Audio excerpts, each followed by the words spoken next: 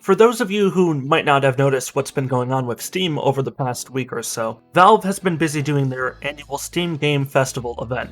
An annual event where a whole bunch of developers, mainly indie developers, put out new demos, pre-alphas, and betas for their upcoming various games.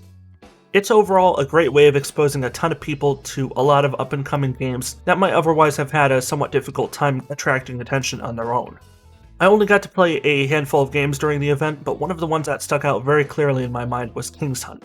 I'm not going to beat around the bush here. It's been years since I played a good MOBA. When I say good, I don't necessarily mean a MOBA which is the most per se well-balanced, but subjectively a MOBA where I just honestly genuinely had fun playing.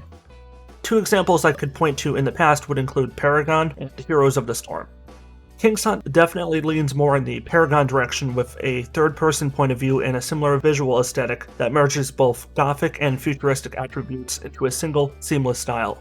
However, with a few minor exceptions, that's mostly where the comparison ends. During my time playing, I exclusively played as the main support character of the team, since if there is one thing I've learned from playing games like Team Fortress 2 and Overwatch, it's that while everyone loves playing the damage dealers, no one seems to enjoy playing as the main support character instead. Personally, I've always been a bit more support-oriented in my playstyle. I prefer sticking back behind my team and letting them do all the damage for me. And I just, keep them alive, because that's pretty valuable too. Positioning is crucial here, as it is for any MOBA. If you get even the slightest bit overconfident, expect to get punished for it here. That said, it is very well possible to escape your otherwise imminent demise if you rely on your character's movement abilities. My character had a pretty nifty short-distance teleport ability that functions pretty well both as a movement ability and as a dodge. The user interface here is pretty helpful. I oftentimes find a lot of MOBAs do a poor job of providing you the necessary visual feedback when you need it, either because they give you too little information or by embracing the opposite extreme and overburdening the UI with so much visual clutter that the player often has trouble distinguishing what does what, and thus may not be able to play at their best, or potentially may die through no real fault of their own, because they didn't have some critical piece of information readily available without scrolling through a dozen submenus. Here in Kingshunt, I've had no real trouble understanding much of the core mechanics. The only thing that isn't really all well that explained is the scrolling wheel, by which you can place and direct minions, provide buffs to existing minions, construct defensive barriers, etc. I do hope the game at launch has some kind of online or offline practice mode. I think this should be a standardized requirement for pretty much all MOBAs in the genre, and to a degree all online PvP games in general, but especially MOBAs, since the genre has a ton of variety. Unlike other genres like FPS games, you can't as easily take what you learned in one MOBA game and consistently apply it to another. Personally, I'd love it if they added in two variants of the same practice mode, one where you can play with a team of other players against an AI team, and a solo variant where you can just play on your own with all AI teammates and enemies. Paragon had both of these modes. Heroes of the Storm had a player versus AI practice mode. I'm not sure if they had a solo one, I forget. It's not uncommon in these types of games, so I hope Kingshunt adds in that at some point. Since it will be launching as an early access game, I understand if it's not included on day one, but at the same time, that would still kind of be a minor letdown. If you're going to have competitive multiplayer, you've got to let people practice in some form. Another area of concern I observed while playing was the very limited selection of heroes. I saw a total of 4 playable hero characters in this alpha test. However, there was seemingly a total of 27 undefined hero slots. While I doubt that many of the characters will be available on day 1 of the early access build, I am strongly hoping that at least a dozen will be playable on day 1. Hero variety isn't necessarily the most important factor in a MOBA, but neither is it something to be overlooked either. Different heroes means different strategies, and different strategies result in more interesting and varied matches. And by extension, more replay value, and replay value is a big thing with any game, and no less with MOBAs. Because I accidentally started playing during the last hour or two of the weekend alpha test, I only played 2 full matches, and both of those were on the same map. MOBA games in general tend to, on average, be a bit limited in terms of the size of their map pool, sometimes having only 1 or 2 maps.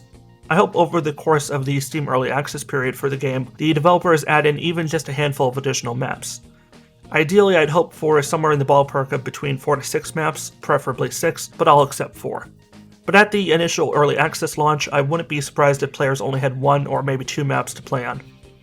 As far as balancing goes, I can only speak as a support player. All the characters I saw both on my team and the enemy's team seemed reasonably well balanced. On the few occasions I died, I never got the feeling I died because something was too overpowered or due to something like lag compensation.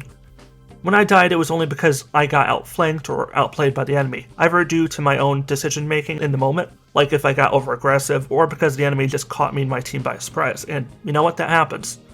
The only minor criticism I have is that as a healer, while I don't expect my character to deal a lot of damage since I am only a support class, there still definitely are moments where I feel like I'm doing nothing more than flinging pebbles at the enemy, chipping away only slightly to the point that I could barely even defend myself, even if the enemy had less than a third of my health. Ideally, I would tweak the damage numbers just a little bit for this support character, upping the base damage output from 45 damage a shot to 48 or 50. I don't think there needs to be a major buff per se, but just a very small one. I think if you increase that by just a meager handful of damage points and potentially take advantage of the card system as a player to be more damage oriented, you can turn yourself into a pretty decent battle mage. But again, I'm not looking to give this character a massive advantage over others. I'm just playing with the default numbers a little bit so the character isn't as woefully underpowered as she is now. I'll do a proper review for Kingshunt when the full early access version releases. All I wanted to do today was just go over what my initial impressions were from the open alpha test, and see what you guys think of it. I know the majority of my audience isn't really into MOBAs, and I certainly am far from being a regular MOBA player myself, but I enjoy featuring all kinds of games on this channel, and to that extent, the Steam Game Festival presents a wonderful opportunity to do exactly that. I'll leave a link to the Kingshunt Steam store page down in the description below, should any of you want to check out the game for yourselves. Just to clarify, I've not been sponsored by the Kingshunt team in any way, as if that really needed to be said because let's face it, this channel isn't that huge where anyone would find it likely worth sponsoring right now anyway. But I just prefer to be transparent here, so yeah, no, I'm not going to benefit from you clicking the link or anything. I just think it's a pretty interesting game with hopefully a bright future going into the months and hopefully years ahead. On that note, that's where I think I'm going to wrap it up for today. If you enjoyed this video and want to support the work I do here on the channel, there are two ways you can help. Number one, giving this video a like and commenting below especially helps give me a boost in the YouTube search algorithm. Number two, subscribing and clicking the bell to opt into getting notifications is another really big thing.